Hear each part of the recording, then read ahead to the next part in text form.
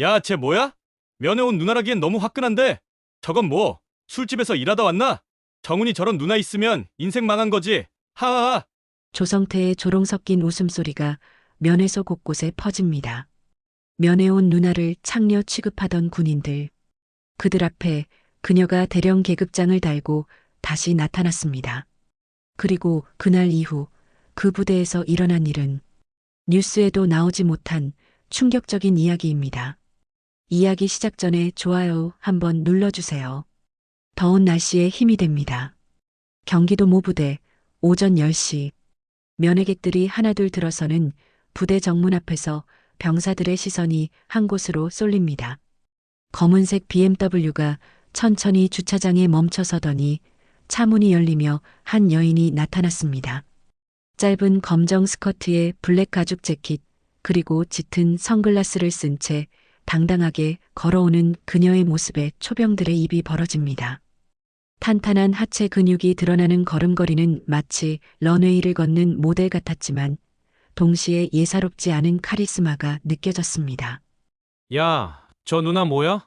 면회 온다고 저렇게 차려입고 와? 와, 진짜 예쁘긴 한데 뭔가 부담스러운데. 병사들의 수군거림이 시작됩니다. 그 순간 생활관에서 뛰어나온 한 신병이 그녀를 향해 달려갑니다. 바로 이등병 정훈입니다. 누나, 정훈의 목소리가 떨립니다. 그를 본 정윤은 선글라스를 벗으며 미소를 지었지만 동생의 눈빛에서 뭔가 이상함을 감지했습니다. 우리 정훈이 많이 컸네. 정윤이 동생의 어깨를 감싸며 말합니다. 하지만 정훈은 고개를 숙인 채 눈물을 참고 있었습니다. 그때 멀리서 지켜보던 상병 조성태가 동료들에게 속삭입니다. 야, 쟤 뭐야? 면회 온 누나라기엔 너무 화끈한데 저건 뭐 술집에서 일하다 왔나? 조성태의 조롱 섞인 웃음소리가 면회소 곳곳에 퍼집니다. 다른 병사들도 하나둘 끼어들기 시작했습니다. 아, 진짜 요즘 애들 누나가 저래? 우리 때는 면회 오면 수수하게 왔는데 저거 완전 룸살롱 언니 스타일이잖아. 하하하. 하지만 정유는 그들의 시선과 조롱을 전혀 신경 쓰지 않았습니다. 오직 동생 정훈의 상태에만 집중하고 있었죠. 38년간 살아오면서 수많은 시선과 편견에 맞서왔던 그녀에게 이 정도 조롱은 아무것도 아니었습니다. 정훈아, 많이 힘들었지? 정윤의 목소리는 부드러웠지만 눈빛은 예리했습니다. 합동참모본부에서 15년간 근무하며 수많은 사건을 처리해온 그녀의 직감이 무언가 심상치 않음을 경고하고 있었습니다. 아니에요. 괜찮아요. 누나, 정훈이 억지로 웃으며 답했지만 그의 떨리는 목소리는 거짓말을 하고 있음을 드러냈습니다. 면회가 진행되는 동안 조성태를 비롯한 몇몇 병사들의 조롱은 계속되었습니다. 그들은 정윤을 가리키며 손가락질하고 음담패설까지 늘어놓았습니다. 야, 정훈이 누나 다리 좀 봐. 완전 꿀벅지네. 저런 누나 있으면 군대 와서도 스트레스 안 받겠다. 하하하. 하지만 정윤은 여전히 무표정했습니다. 그녀의 관심은 오직 동생뿐이었고 정훈의 변화된 모습에서 심각한 문제의 징후를 읽고 있었습니다. 면회 시간이 끝나갈 무렵 정윤은 정훈의 손을 꽉 잡으며 말했습니다. 정훈아, 누나한테 숨기지 마. 무슨 일 있어? 정훈은 고개를 저었지만 정윤의 예리한 눈빛을 피할 수 없었습니다. 그 순간 조성태가 지나가며 정훈의 어깨를 거칠게 툭 치며 말했습니다. 야, 정훈아. 연애 끝나면 빨리 들어와. 일 많다고. 조성태의 목소리에는 위협적인 뉘앙스가 스며 있었고 정훈은 움츠러들었습니다. 정윤은 그 모든 것을 놓치지 않고 지켜보았습니다. 면회가 끝나고 정훈이 생활관으로 돌아간 후 정윤은 차 안에서 한동안 생각에 잠겼습니다. 동생의 변한 모습, 그리고 방금 전 그 상병의 위협적인 행동까지 모든 것이 한 가지를 가리키고 있었습니다. 정훈아, 무슨 일이 있었던 거야? 정윤의 눈에 차가운 빛이 스쳤습니다. 면회가 끝난 저녁, 정윤은 부대 근처 조용한 카페에서 정훈과 다시 만났습니다. 면회 시간의 제약 때문에 제대로 이야기하지 못했던 터라 정윤은 일부러 시간을 만든 것입니다. 정훈아, 이제 솔직히 말해봐. 누나한테 무슨 일인지 다 얘기해. 정윤의 목소리는 부드러웠지만 단호했습니다. 정우는 커피잔을 붙들고 한참을 말없이 있었습니다. 그의 손이 미세하게 떨리고 있는 것을 정윤은 놓치지 않았습니다. 정말 괜찮아요. 누나, 그냥 군대가 좀 힘들 뿐이에요. 정훈이 고개를 숙이며 말했지만 그의 목소리에는 깊은 상처가 배어 있었습니다. 야, 정훈아. 정윤이 테이블에 몸을 기대며 정훈의 눈을 똑바로 바라봤습니다. 누나가 누군지 알잖아. 15년 동안 군대에서 별의별 일 다 봐왔어. 내가 지금 어떤 상태인지 다 보여. 정훈의 어깨가 더욱 움츠러들었습니다. 정윤은 더 이상 기다리지 않고 직접적으로 물었습니다. 누가 널 괴롭히고 있어? 그 순간 정훈의 눈에서 눈물이 핑 돌았습니다. 오랫동안 참아왔던 감정의 댐이 터지려는 순간이었죠. 누나, 정훈의 목소리가 떨렸습니다. 정말 말하면 안 돼요. 더 심해질 거예요. 더 심해진다는 게 뭔데? 정윤의 목소리에 날카로움이 스며들었습니다. 지금도 충분히 심한 거 아니야? 긴 침묵이 흘렀습니다. 정훈은 두 손으로 얼굴을 가리고 한참을 울먹였습니다. 그리고 마침내 떨리는 목소리로 입을 열었습니다. 상병 조성태. 그 놈이 정훈의 목소리가 끊어졌습니다. 뭘 어떻게 했는데? 정윤의 눈빛이 차갑게 변했습니다. 처음엔 그냥 장난이라고 했어요. 샤워할 때 뒤에서 만지는 거였어요. 어깨나 등을 툭툭 치면서. 정훈이 말을 이어갔습니다. 정윤의 주먹이 서서히 쥐어졌습니다. 그러다가 점점 심해졌어요. 샤워실에서 더 아래쪽을 장난이라고 하면서. 정훈의 목소리가 더욱 떨렸습니다. 그 개새끼가. 정윤의 입에서 저주가 터져나왔습니다. 평소 차분하던 그녀로서는 보기 드문 반응이었죠. 더 있어요. 정훈이 계속해서 말했습니다. 며칠 전부터는 옷을 벗으라고 해요. 사진을 찍겠다면서. 거부하면 욕을 해요. 병신이라고, 계집애라고. 정윤의 얼굴이 순간 얼어붙었습니다. 합참에서 15년간 근무하며 수많은 사건을 처리해봤지만 자신의 동생이 이런 일을 당하고 있다는 사실에 분노가 치솟았습니다. 누나, 그런데 더 큰 문제가 있어요. 정훈이 눈물을 닦으며 말했습니다. 뭔데? 중대장도 알고 있어요. 정훈의 목소리에 절망감이 묻어났습니다. 처음에 신고했거든요. 근데 중대장이 그러더라고요. 조성태가 대대장 아들 친구라서 함부로 건드릴 수 없다고. 정윤의 눈에서 불꽃이 튀었습니다. 뭐라고? 정윤의 목소리가 낮게 깔렸습니다. 중대장이 그런 말을 했다고? 네. 그러면서 네가 참아야 한다. 군대가 원래 그런 곳이다라고 했어요.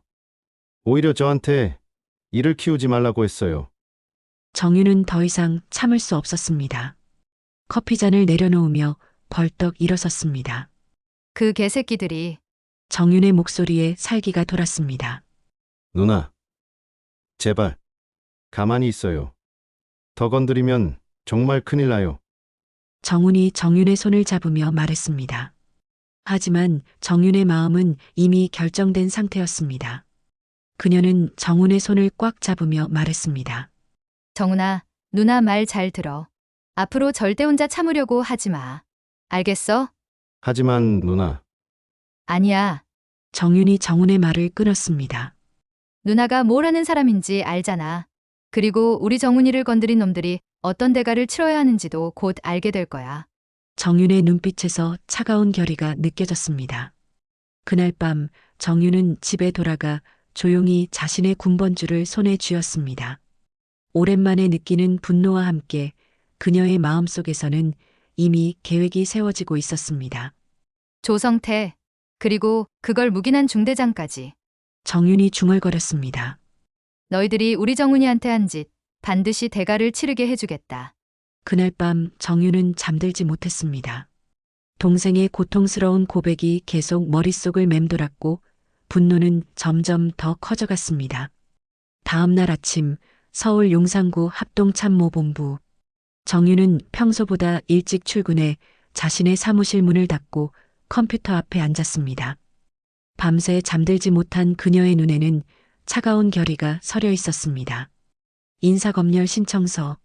정윤이 키보드를 두드리며 중얼거렸습니다. 합참 인권감찰관으로서 정윤에게는 특별한 권한이 있었습니다. 바로 불시 인권 실태 점검을 실시할 수 있는 권한 말입니다. 이 권한은 국방부 직할로 어떤 부대든 사전 통보 없이 들어가 감찰할 수 있는 막강한 권력이었죠. 중대 단위 인권 실태 불시 점검. 정윤이 신청 사유란에 타이핑했습니다. 익명 신고에 의한 성추행 및 인권 침해 사건 조사. 사실 익명 신고는 없었습니다. 하지만 정윤에게는 그보다 더 확실한 정보원이 있었죠. 바로 동생 정훈의 증언이었습니다. 정윤은 과거 기록을 뒤지기 시작했습니다. 상병 조성태라는 이름을 군 인사정보 시스템에 검색하자 그의 과거 기록들이 하나둘 나타나기 시작했습니다. 역시 정윤이 화면을 보며 냉소적으로 웃었습니다. 조성태의 기록에는 이미 여러 차례의 징계 유예 기록이 있었습니다. 신병 시절 구타, 선임병 시절 후임 괴롭힘, 그리고 최근에는 부적절한 신체 접촉으로 인한 경고까지. 하지만 모든 사건이 훈방으로 처리되어 있었습니다. 대대장 아들 친구라고? 정윤이 해당 부대의 지휘관 정보를 확인했습니다. 이상국 중령. 아들이 조성태와 같은 고등학교 출신이군. 모든 퍼즐이 맞춰지기 시작했습니다. 조성태의 지속적인 문제 행동, 그리고 그를 비호하는 지휘관들의 구조까지. 정윤은 점검 계획서를 작성하기 시작했습니다. 하지만 이번 점검은 일반적인 점검과 달랐습니다. 그녀는 직접 현장에 투입되기로 결정한 것입니다. 감찰관 조윤서. 정윤이 가명을 적으며 미소를 지었습니다. 오늘부터 나는 합참 대령 정윤이 아니야. 오후 2시 합참 인권감찰팀 회의실. 정윤은 자신의 부하 직원들을 소집했습니다. 이번 감찰은 조금 특별합니다. 정윤이 회의실을 둘러보며 말했습니다. 제가 직접 현장 감찰관으로 투입될 예정이에요. 대령님이 직접요? 김소령이 놀라며 물었습니다. 보통 현장 감찰은 위관급 장교들이 하는데 이번 사건은 그럴 수 없습니다. 정윤의 목소리가 단호했습니다. 성추행과 관련된 민감한 사안이라 직접 확인이 필요해요. 사실 정윤에게는 다른 이유가 있었습니다. 동생을 괴롭힌 놈들을 직접 눈으로 보고 직접 심판하고 싶었던 것입니다. 준비 기간은 이틀입니다. 모든 자료는 철저히 보안을 유지하세요. 정윤이 지시했습니다. 회의가 끝난 후 정윤은 혼자 남아 해당 부대에 대한 자료를 더 깊이 파헤쳤습니다. 조성태뿐만 아니라 다른 가해자들의 명단도 작성하기 시작했습니다. 박준혁 병장, 이민수 상병. 정윤이 명단을 작성하며 중얼거렸습니다. 너희들도 가담했구나. 정훈의 증언에 따르면 조성태 외에도 몇 명의 선임들이 집단으로 후임들을 괴롭히고 있었습니다. 샤워실에서의 성추행은 물론 개인 정비 시간에 속옷까지 검사하며 모욕을 주는 일까지 벌어지고 있었다는 것입니다. 이 정도면 조직적인 범죄야. 정윤이 이를 악물었습니다. 그날 저녁 정윤은 오랜만에 자신의 특전사 시절 동료에게 전화를 걸었습니다. 여보세요, 최중령님? 저 정윤입니다. 아, 정윤이구나. 무슨 일이야? 한 가지 부탁이 있어서요. 혹시 경기도 모부대 상황 파악 가능하신가요? 최중령은 정윤의 특전사 시절 선배로 현재 육군본부 인사참모부에서 근무하고 있었습니다. 그에게는 각 부대의 내부 상황을 파악할 수 있는 네트워크가 있었죠. 무슨 문제라도 있어? 최중령이 걱정스럽게 물었습니다.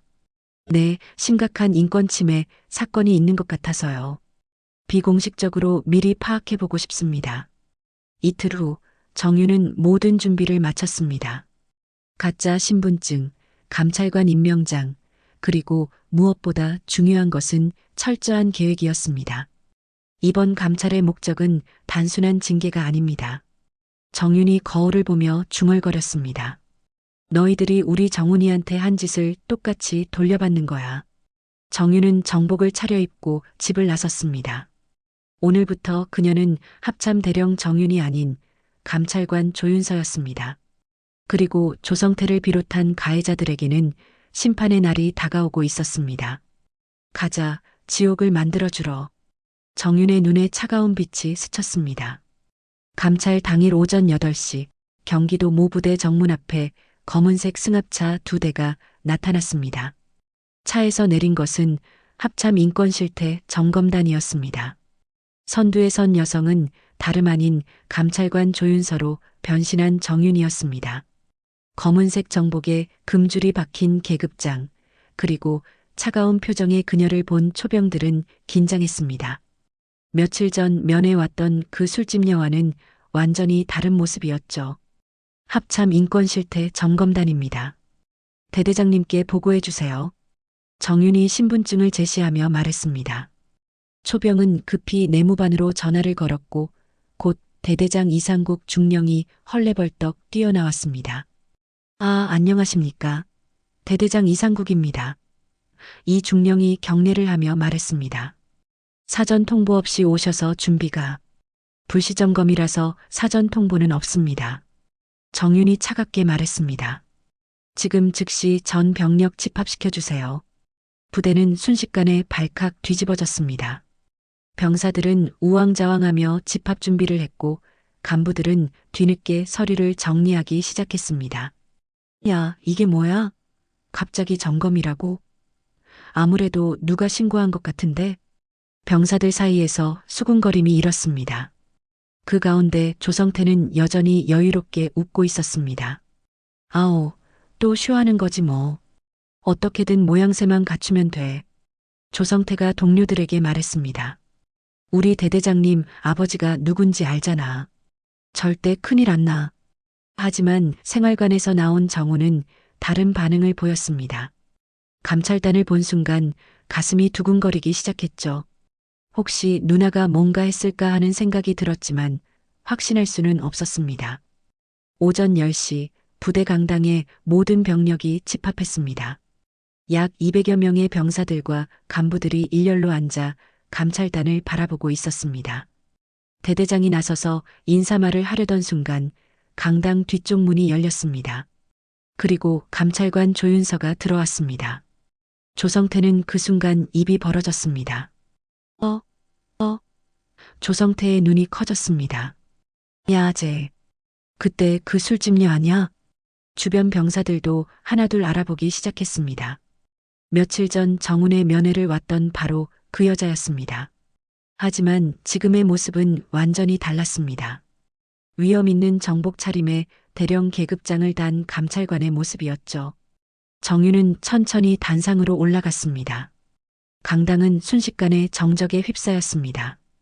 200명의 시선이 그녀에게 집중되었지만 정윤은 전혀 흔들리지 않았습니다. 안녕하십니까? 합참 인권감찰관 조윤서 대령입니다. 정윤의 목소리가 강당 전체에 울려 퍼졌습니다. 조성태의 얼굴이 점점 창백해졌습니다.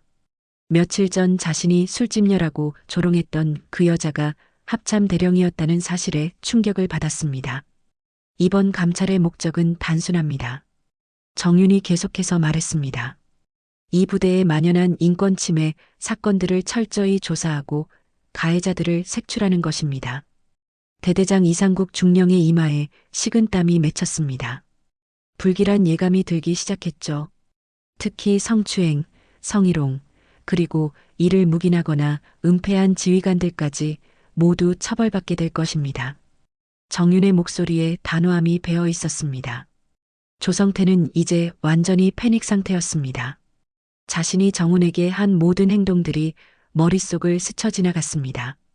샤워실에서의 추행, 사진 촬영, 강요, 그리고 온갖 모욕적인 언사들까지. 혹시 피해를 당했거나 목격한 병사가 있다면 언제든지 신고하시기 바랍니다. 정윤이 강당을 둘러보며 말했습니다. 모든 신고는 철저히 보호되며 보복은 절대 용납하지 않겠습니다. 그 순간 정윤의 시선이 조성태와 마주쳤습니다. 짧은 순간이었지만 조성태는 그 눈빛에서 무시무시한 분노를 느꼈습니다. 정윤은 마이크를 내려놓고 조성태를 직접 바라보며 말했습니다.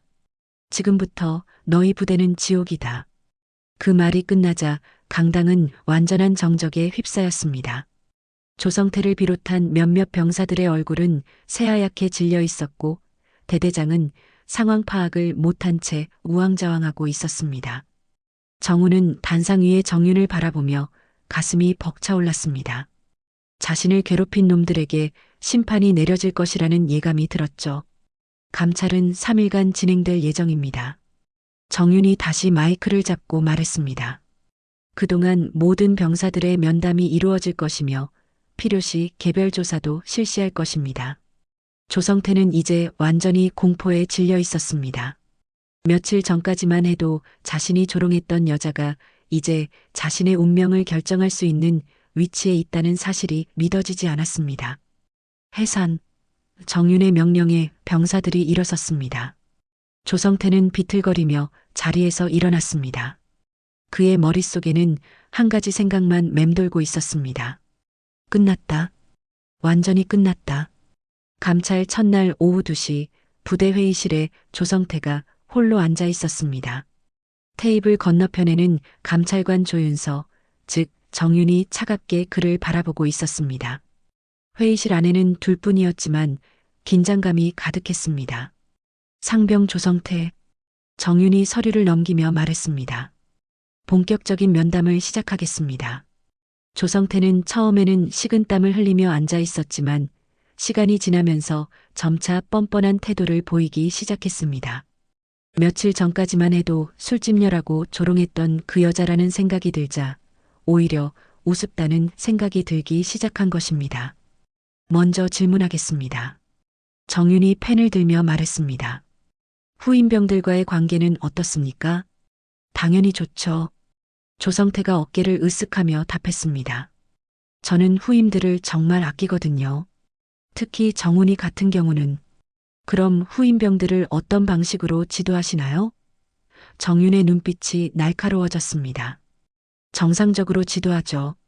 뭐 특별한 것도 없고. 조성태가 여유롭게 답했습니다. 혹시 뭔가 문제라도 있다고 들으셨나요?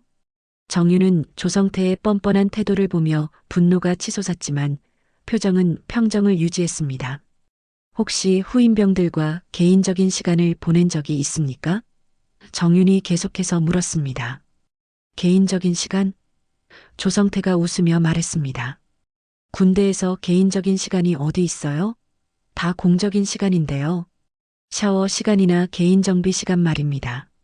정윤의 목소리가 더욱 차갑게 변했습니다. 조성태는 잠시 표정이 굳었지만 곧 다시 여유를 찾았습니다. 아, 그런 시간에는 당연히 후임 지도를 하죠. 군인 정신력 강화라고 할까요? 요즘 애들이 너무 나약해서. 조성태가 비웃듯 말했습니다. 구체적으로 어떤 지도를 하시나요? 정윤이 직접적으로 물었습니다. 그냥 정신교육이죠. 남자답게 살라고 하고 너무 예민하게 굴지 말라고 하고. 조성태가 뻔뻔하게 답했습니다. 정윤은 조성태의 말 한마디 한마디에 분노가 치솟았지만 냉정함을 유지했습니다. 그럼 이등병 정훈과는 어떤 관계입니까? 정윤이 직접적으로 물었습니다. 조성태의 눈빛이 잠시 흔들렸지만 곧 다시 뻔뻔한 표정을 지었습니다. 정훈이요? 아, 그 애 참 특이해요. 조성태가 웃으며 말했습니다. 너무 예민하고 여린 것 같아서 좀 더 남자답게 만들어주려고 신경 쓰고 있거든요. 남자답게 만든다는 게 구체적으로 무슨 의미입니까? 정윤의 목소리에 분노가 섞이기 시작했습니다. 그냥 좀 더 터프하게 만드는 거죠. 요즘 애들이 너무 약해서. 조성태가 계속해서 변명했습니다. 정윤은 더 이상 참을 수 없었습니다. 테이블을 손으로 탁 치며 일어났습니다.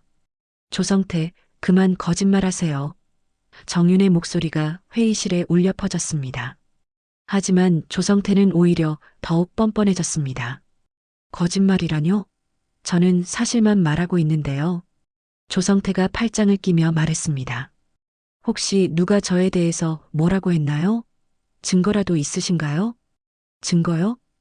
정윤의 눈빛이 차갑게 변했습니다. 네, 증거요. 저는 아무 잘못한 게 없거든요. 조성태가 더욱 당당하게 말했습니다. 그냥 루머나 헛소문 가지고 사람을 몰아세우시는 건 아니죠? 정윤은 조성태의 뻔뻔함에 경악했습니다. 자신이 저지른 짓을 완전히 부인하고 있는 것입니다. 그럼 정훈이가 당신을 무서워하는 이유는 뭡니까? 정윤이 다시 압박했습니다. 무서워한다고요? 조성태가 크게 웃었습니다. 아, 그럼 그 애가 뭔가 말했나 보네요? 그런데 감찰관님, 그의 말을 믿으시는 건가요? 무슨 의미입니까? 정윤의 분노가 극에 달했습니다. 정훈이 그 애는요, 좀 이상해요. 조성태가 비웃으며 말했습니다. 맨날 피해망상에 시달리고 없는 일도 만들어내고 뭐라고 했습니까? 정윤이 조성태에게 다가갔습니다. 사실이거든요. 다른 애들한테 물어보세요. 정훈이가 얼마나 예민하고 이상한지. 조성태가 계속해서 정훈을 모독했습니다. 그 순간 회의실 문이 열리고 대대장 이상국 중령이 들어왔습니다. 감찰관님, 혹시 문제가? 이 중령이 말을 시작했습니다. 대대장님, 정윤이 이 중령을 바라보며 말했습니다. 조성태가 지금 피해자를 모독하고 있습니다. 모독이라뇨? 조성태가 더욱 뻔뻔하게 말했습니다. 저는 그냥 사실을 말한 건데요. 대대장님도 아시잖아요. 정훈이가 좀 특이하다는 거. 이 중령은 난처한 표정을 지었습니다. 조성태의 뻔뻔함에 당황한 것입니다. 조성태, 당신이 정훈에게 한 성추행은 어떻게 설명하시겠습니까? 정윤이 직격탄을 날렸습니다. 성추행이라고요? 조성태가 크게 웃었습니다. 그게 성추행이에요? 그냥 훈련 지도인데요. 혹시 그 애가 그렇게 말했나요? 샤워실에서 신체를 만진 것도 훈련 지도입니까? 정윤의 목소리에 살기가 돌았습니다. 아, 그거요? 조성태가 어깨를 으쓱하며 말했습니다. 그냥 격려 차원에서 어깨에 툭툭 치는 정도였는데 그 애가 과민 반응을 보인 것 같네요.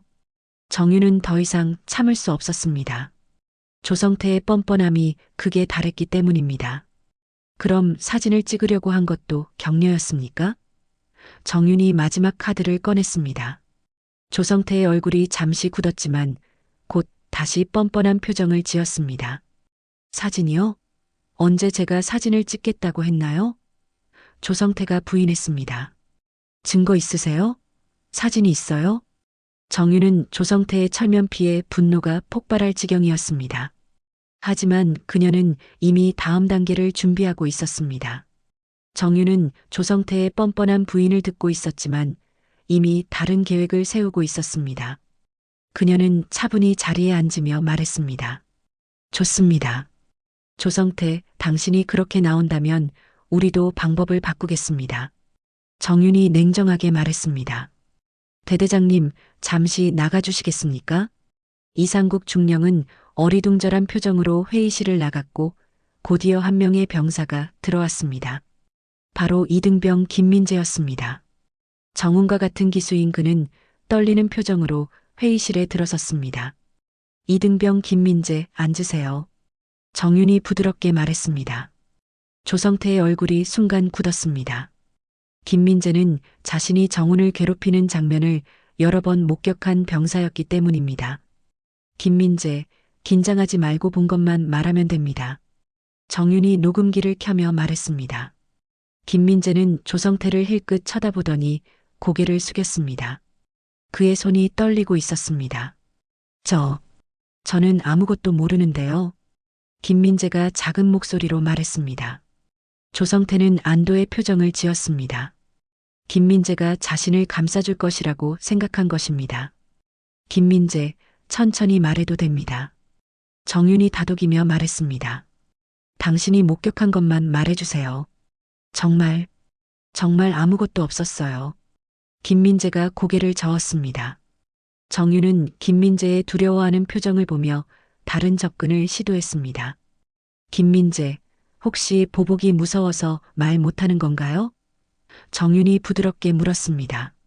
아, 아니에요. 김민재가 여전히 고개를 숙이고 있었습니다. 그때 조성태가 비웃으며 끼어들었습니다. 봐요, 감찰관님. 아무도 저를 문제 삼는 사람이 없잖아요. 그냥 정훈이 혼자 이상한 거예요. 정윤의 분노가 치솟았지만 그녀는 다른 방법을 생각했습니다.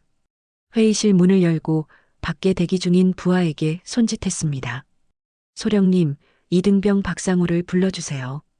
잠시 후 이등병 박상우가 들어왔습니다. 그 역시 정훈과 같은 기수였고 조성태의 괴롭힘을 목격한 병사였습니다. 조성태의 표정이 다시 굳었습니다. 박상우는 김민재보다 성격이 강해서 뭔가 말할 가능성이 있었기 때문입니다. 이등병 박상우, 앉으세요. 정윤이 말했습니다. 박상우는 김민재와 달리 비교적 당당한 표정으로 앉았습니다. 박상우, 평소에 부대 생활은 어떻습니까? 정윤이 자연스럽게 물었습니다. 보통입니다. 박상우가 답했습니다. 혹시 다른 병사들 사이에 문제가 있는 것을 본 적이 있나요? 정윤이 계속해서 물었습니다. 박상우는 잠시 조성태를 쳐다보더니 고개를 저었습니다. 특별한 건 없습니다. 조성태는 다시 안도의 표정을 지었습니다. 하지만 정윤은 포기하지 않았습니다. 그럼 마지막으로 한 명 더 불러보겠습니다. 정윤이 말했습니다. 이번에 들어온 것은 이등병 정훈이었습니다. 정훈은 회의실에 들어서자마자 조성태와 눈이 마주쳤고 몸이 움츠러들었습니다. 정훈아, 앉아. 정윤이 부드럽게 말했습니다. 정훈은 떨리는 다리로 의자에 앉았습니다. 조성태는 정훈을 째려보며 무언의 압박을 가했습니다. 정훈이, 긴장하지 말고 편하게 말해. 정윤이 다독였습니다. 네. 정훈이 작은 목소리로 답했습니다. 평소 부대 생활은 어때? 정윤이 물었습니다. 괜찮습니다. 정훈이 답했지만 그의 목소리는 떨리고 있었습니다. 조성태는 정훈을 계속 째려보며 위협했습니다. 정훈은 그 시선을 느끼고 더욱 위축되었습니다. 혹시 힘든 일은 없어? 정윤이 조심스럽게 물었습니다. 정훈은 조성태를 힐끗 쳐다보더니 고개를 저었습니다. 없습니다. 조성태는 만족스러운 표정을 지었습니다. 정훈조차 자신을 감쌀 것이라고 생각한 것입니다. 하지만 그때 정윤이 예상 밖의 말을 했습니다. 정훈아, 사실 내가 누군지 알지? 정훈의 눈이 커졌습니다. 조성태도 갑자기 무슨 말인지 궁금해했습니다. 나 정윤이야. 내 누나. 정윤이 조용히 말했습니다. 회의실에 있던 모든 사람이 충격에 빠졌습니다. 김민재와 박상우는 입을 벌리고 정윤을 바라봤고 조성태는 얼굴이 새하얗게 질렸습니다. 누나? 정훈이 눈물을 글썽이며 말했습니다. 그래, 정훈아. 누나가 왔어. 정윤이 정훈에게 다가가며 말했습니다. 이제 무서워하지 마. 누나가 모든 걸 해결해 줄게. 조성태는 완전히 패닉 상태에 빠졌습니다. 자신이 괴롭힌 정훈의 누나가 바로 합참 대령이었다는 사실에 충격을 받은 것입니다. 정훈아, 이제 진실을 말해도 돼. 정윤이 정훈의 어깨를 감싸며 말했습니다. 정훈은 눈물을 흘리며 고개를 끄덕였습니다. 그리고 떨리는 목소리로 입을 열기 시작했습니다. 조성태 상병이 저한테. 정훈의 목소리가 떨렸습니다. 조성태는 절망적인 표정으로 정훈을 바라봤습니다. 모든 것이 끝났다는 것을 깨달은 것입니다. 김민재와 박상우도 정훈이 용기를 내는 것을 보며 자신들도 목격한 것을 말해야겠다는 생각이 들기 시작했습니다. 저도 봤어요. 김민재가 떨리는 목소리로 말했습니다. 저도 마찬가지입니다. 박상우도 입을 열었습니다. 조성태는 이제 완전히 무너져 내렸습니다. 모든 증인들이 자신에게 등을 돌린 것입니다. 정윤은 조성태를 차갑게 바라보며 말했습니다. 이제 어떻게 변명하시겠습니까? 모든 증언이 끝난 후 회의실은 무거운 침묵에 휩싸였습니다. 조성태는 완전히 무너진 채 의자에 주저앉아 있었고 정훈을 비롯한 피해자들은 눈물을 흘리고 있었습니다. 조성태, 정윤이 차갑게 그의 이름을 불렀습니다. 이제 더 이상 변명할 여지가 없습니다. 조성태는 고개를 들지도 못한 채 떨고만 있었습니다. 며칠 전까지만 해도 자신이 술집녀라고 조롱했던 그 여자가 이제 자신의 운명을 결정하는 합참 대령이었다는 현실이 믿어지지 않았습니다. 군 검찰에 즉시 회부하겠습니다. 정윤이 서류에 사인을 하며 말했습니다. 성추행, 성희롱, 그리고 피해자에 대한 지속적인 괴롭힘 혐의로 말입니다. 그 순간 회의실 문이 열리고 대대장 이상국 중령이 들어왔습니다. 그의 얼굴은 창백했고 식은땀을 흘리고 있었습니다. 감찰관님, 혹시 협의할 수 있는 부분이? 이 중령이 말을 시작하려던 순간 정윤이 그를 제지했습니다. 대대장님도 마찬가지입니다. 정윤이 냉정하게 말했습니다. 피해자의 신고를 묵인하고 은폐한 혐의로 함께 조사받으셔야 합니다. 그건 너무... 이 중령이 당황하며 말했습니다. 너무 가혹하다고 생각하시나요? 정윤이 일어서며 이 중령을 바라봤습니다. 그럼 21살 청년이 매일 성추행당하며 고통받는 건 가혹하지 않다고 생각하시는 건가요? 이 중령은 말문이 막혔습니다. 정윤의 날카로운 질문에 변명할 여지가 없었습니다. 더욱이 조성태가 대대장님 아들의 친구라는 이유로 봐주셨다는 증언도 있습니다. 정윤이 결정타를 날렸습니다. 이 중령의 얼굴이 새하얗게 질렸습니다. 모든 것이 드러난 것입니다. 감찰관님, 제발 한 번만. 이 중령이 애원하듯 말했지만 정윤은 단호했습니다. 군인으로서의 기본 의무를 저버린 지휘관에게 두 번째 기회는 없습니다. 정윤의 목소리에 확고한 의지가 담겨 있었습니다. 그때 정훈이 조심스럽게 입을 열었습니다. 누나, 정말 괜찮을까요? 저 때문에 이렇게 큰일이... 정훈의 목소리에 걱정이 섞여 있었습니다. 정윤은 정훈에게 다가가 그의 어깨를 감쌌습니다. 정훈아, 이건 내 잘못이 아니야. 정윤이 부드럽게 말했습니다. 잘못한 사람들이 대가를 치르는 거야. 김민재와 박상우도 용기를 내어 자신들이 목격한 모든 것을 증언했습니다. 조성태의 지속적인 괴롭힘, 다른 선임들의 가담, 그리고 지휘관들의 묵인까지 모든 것이 낱낱이 밝혀졌습니다. 이 외에도 다른 피해자들이 있습니다. 정윤이 추가 서류를 꺼내며 말했습니다. 조성태의 얼굴이 더욱 창백해졌습니다. 자신이 괴롭힌 피해자가 정훈만이 아니라는 것을 깨달은 것입니다. 이등병 강민호, 이등병 유재석, 정윤이 명단을 읽어나갔습니다. 총 5명의 피해자가 확인되었습니다. 회의실에 있던 모든 사람이 충격에 빠졌습니다. 조성태의 범죄가 생각보다 훨씬 광범위했던 것입니다. 더욱 심각한 것은 이등병 강민호의 경우입니다. 정윤의 목소리가 더욱 차갑게 변했습니다. 극심한 스트레스로 인해 자해 시도까지 했다고 합니다. 조성태는 이제 완전히 무너져 내렸습니다. 자신의 행동이 한 사람을 죽음의 문턱까지 내몰았다는 사실에 경악한 것입니다. 그건 제가 몰랐어요. 조성태가 떨리는 목소리로 말했습니다. 몰랐다고요? 정윤의 목소리에 분노가 폭발했습니다. 사람을 괴롭혀놓고 그 결과를 몰랐다고 하는 건가요? 정윤은 강민호의 면담 기록을 꺼내 읽기 시작했습니다. 강민호는 3개월간 지속적인 성추행과 모욕을 당했습니다. 급기야 면도칼로 손목을 그어 응급실에 실려갔습니다. 정윤의 목소리가 떨렸습니다. 조성태는 얼굴을 두 손으로 가리고 흐느끼기 시작했습니다. 자신의 행동이 얼마나 큰 상처를 주었는지 깨닫기 시작한 것입니다. 이제야 후회하시는 건가요? 정윤이 조성태를 내려다보며 말했습니다. 너무 늦었습니다. 그때 회의실 밖에서 소란이 일었습니다. 군 검찰 수사관들이 도착한 것입니다. 조성태, 일어서세요. 수사관이 수갑을 꺼내며 말했습니다. 조성태는 떨리는 다리로 일어났습니다. 며칠 전까지만 해도 당당하게 후임들을 괴롭히던 그 모습은 온데간데 없었습니다.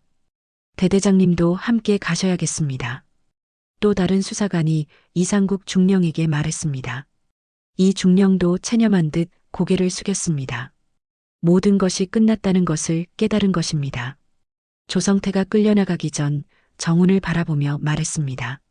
정훈아, 정말 미안하다. 조성태의 목소리에 진심 어린 후회가 담겨 있었습니다. 하지만 정훈은 고개를 돌려 조성태를 보지 않았습니다. 너무 늦은 후회였기 때문입니다.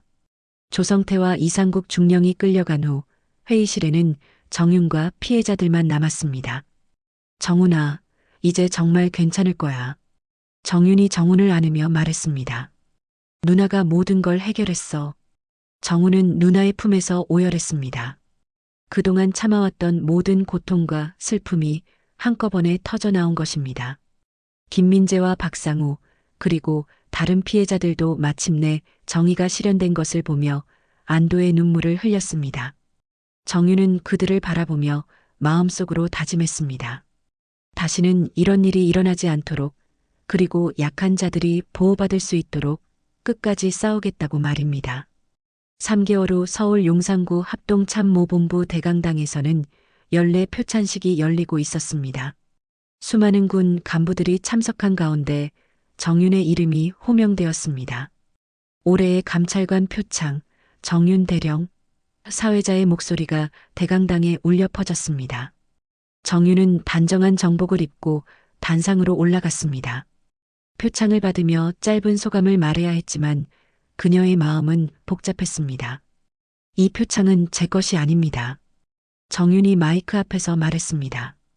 용기 있게 진실을 말해준 피해자들, 그리고 정의를 위해 함께해준 모든 분들의 것입니다.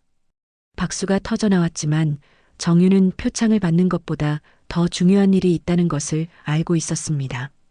표창식이 끝난 후 정윤은 조용히 자신의 사무실로 돌아갔습니다. 책상 위에는 보직 이동 신청서가 놓여 있었습니다. 그녀는 펜을 들고 신청서에 서명했습니다.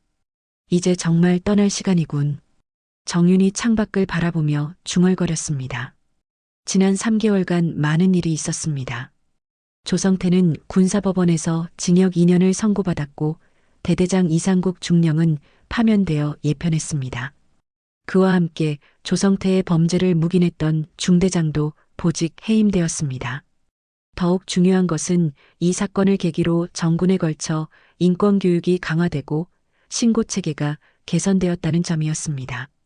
정윤의 노력이 더 큰 변화의 시작이 된 것입니다. 그날 저녁 정윤은 정훈의 저녁식에 참석했습니다. 21개월의 군복무를 마친 정훈은 완전히 달라진 모습이었습니다. 3개월 전에 위축되고 두려워하던 모습은 온데간데였고 이제는 당당하고 밝은 표정을 짓고 있었습니다. 누나, 정말 고마워요. 정훈이 정윤에게 다가와 말했습니다. 누나가 아니었다면 저는... 아니야, 정훈아. 정윤이 동생의 어깨를 두드리며 말했습니다. 내가 용기를 냈기 때문에 가능한 일이었어. 누나는 그냥 도와준 것뿐이야. 정훈은 눈시울이 붉어졌습니다. 지난 3개월간 정윤이 자신을 위해 얼마나 많은 노력을 했는지 알고 있었기 때문입니다. 그런데 누나, 정말 교관으로 가는 거예요? 정훈이 걱정스럽게 물었습니다. 응, 이제 후배들을 가르치는 일을 해보려고. 정윤이 미소를 지으며 답했습니다.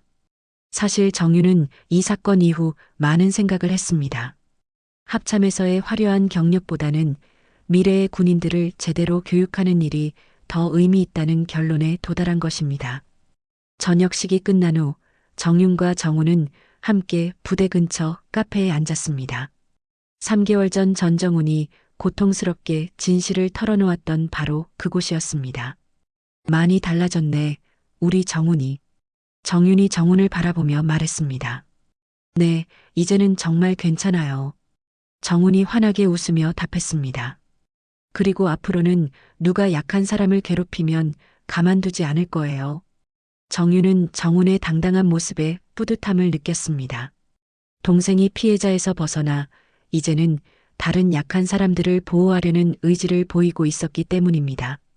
그런데 김민재랑 박상우는 어때? 정윤이 물었습니다. 걔들도 많이 달라졌어요. 정훈이 답했습니다. 이제는 후임들한테 정말 잘해주고 부당한 일이 있으면 먼저 나서서 말리기도 해요. 정윤은 미소를 지었습니다. 이번 사건이 단순히 가해자를 처벌하는 데서 끝나지 않고 많은 사람들에게 변화를 가져왔다는 것을 알 수 있었습니다. 며칠 후 정윤은 육군교육사령부로 보직 이동했습니다. 합참의 화려한 사무실을 떠나 소박한 교관 숙소로 이사한 그녀는 오히려 마음이 편했습니다. 첫 수업날 정윤은 신임 간부들 앞에 섰습니다. 20대 초반의 젊은 소위들이 그녀를 바라보고 있었습니다. 안녕하십니까? 인권교육 담당 정윤 대령입니다.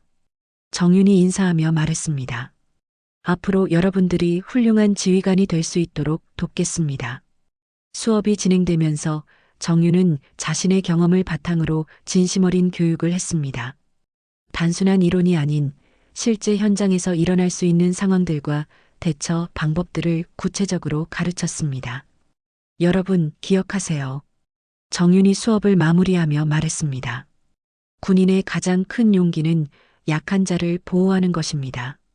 수업이 끝난 후 한 소위가 정윤에게 다가왔습니다. 대령님, 혹시 얼마 전 경기도 모부대 사건이 대령님과 관련된 일인가요? 소위가 조심스럽게 물었습니다. 정윤은 잠시 놀랐지만 곧 미소를 지었습니다. 왜 그런 걸 물어보시나요? 저희들 사이에서 전설의 대령이라고 불리는 분이 계시다고 들었거든요. 약한 사람들을 보호하기 위해 나타나는 분이라고. 정윤은 웃으며 고개를 저었습니다. 전설 같은 건 없어요. 다만 옳은 일을 했을 뿐이죠. 그날 저녁 정윤은 교관 숙소에서 조용히 차를 마시며 창밖을 바라봤습니다. 합참의 화려함은 없었지만 마음은 더없이 평화로웠습니다. 핸드폰에 정훈에게서 온 문자가 왔습니다. 누나, 대학 합격했어요. 심리학과에서 상담 공부해서 나중에 군상담관이 되고 싶어요. 정윤은 문자를 보며 눈시울이 붉어졌습니다. 정훈이 자신의 아픔을 딛고 이제는 다른 사람들을 도우려 한다는 것이 감동적이었습니다. 그 후로도 정윤은 조용히 교관으로 생활했습니다. 화려한 합참 대령 시절과는 다르지만 미래의 지휘관들을 올바르게 교육하는 일에서 더 큰 보람을 느꼈습니다. 간혹 부대에서 인권 침해 사건이 발생하면 정윤은 조용히 나타나 문제를 해결했습니다. 언론에 보도되지도 않고 큰 주목받지도 않았지만 그녀의 노력으로 많은 약한 사람들이 보호받을 수 있었습니다. 몇 년이 흐른 후 어느 젊은 기자가 정윤을 찾아왔습니다. 대령님, 그때 그 사건에 대해 인터뷰를 좀 할 수 있을까요? 정윤은 고개를 저으며 말했습니다. 그런 건 필요 없어요. 중요한 건 앞으로 이런 일이 다시 일어나지 않게 하는 거죠. 기자가 떠난 후 정윤은 다시 수업 준비를 했습니다. 내일도 새로운 간부들이 그녀의 교육을 받을 예정이었습니다. 정윤은 조용히 미소 지으며 수업 자료를 정리했습니다. 화려한 무대는 아니었지만 이곳에서 그녀는 진정한 변화를 만들어가고 있었습니다. 그리고 그것이야말로 그녀가 진정으로 원했던 일이었습니다. 한 사람의 침묵이 누군가에게는 지옥이 됩니다. 하지만 한 사람의 용기가 누군가에게는 희망이 되기도 하죠. 여러분의 자녀, 누군가의 동생, 그리고 우리 모두의 소중한 가족들이 복무하는 군대. 그곳에서 더 이상 약한 사람이 혼자 고통받지 않도록 우리 모두가 관심을 가져야 합니다. 때로는 정의가 늦게 올지도 모릅니다. 하지만 포기하지 않는다면 반드시 따뜻한 세상이 올 거라고 믿습니다. 오늘도 어딘가에서 누군가를 지키기 위해 조용히 노력하는 모든 분들에게 감사드리며 이 이야기를 마칩니다. 진정한 용기는 강한 자가 약한 자를 지키는 것입니다. 만약 오늘 영상이 여러분의 마음에 조금이라도 울림을 주었다면 구독 버튼과 좋아요 버튼을 눌러주세요. 여러분의 작은 클릭 하나가 더 많은 사람들에게 이런 의미 있는 이야기를 전할 수 있는 힘이 됩니다. 오늘도 시청해 주셔서 정말 감사합니다. 그럼 다음 영상에서 또 만나요.